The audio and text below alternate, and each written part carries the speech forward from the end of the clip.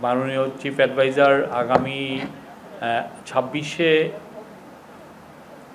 মার্চে যে চায়না সফর করছেন, তো চায়না সফর নিয়ে আজকে ভালো একটা মিটিং হয় এবং সেই মিটিংয়ের আউটলাইন মানে উনি যে সফর করছেন সেই সফরের একটা ব্রডার আউটলাইন আমরা আপনাদেরকে এখন দিব।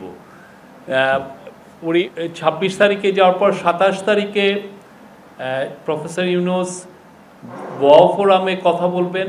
সেখানে মূল ইস্যু হচ্ছে যে মানে এশিয়া এবং দ্য ওয়ার্ল্ড, এই যে changing role of Asia in the world, সেটা নিয়ে উনি একটা স্পিচ দিবেন।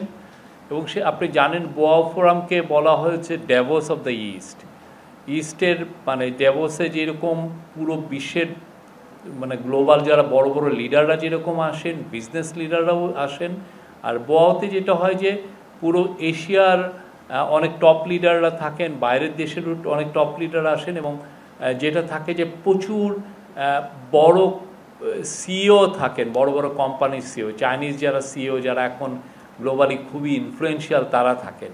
তো আমরা আশা করছি যে এই ওয়াও ফোরামের সাইডলাইনে এনাদের অনেক চাইনিজ বড় বড় কোম্পানির সিইওদের সাথে স্যারের কয়েকটা মিটিং হতে পারে। আর এটা স্যারের এই চায়নার সফরটা হবে হচ্ছে এটা প্রথম ওনার বায়োলেটারাল সফর। অ্যাট দ্য সেম টাইম উনি বায়োলেটারাল মিটিং করবেন চায়নার প্রেসিডেন্ট শি জিনপিংয়ের সাথে 28 তারিখে। সেখানে আমাদের সাথে চায়নার যে ধরনের যতগুলো ইস্যু আছে সবই এটা নিয়ে আলাপ হবে, এন্টার গেমিউট অফ দি ইস্যুস সবগুলো আলাপ হবে।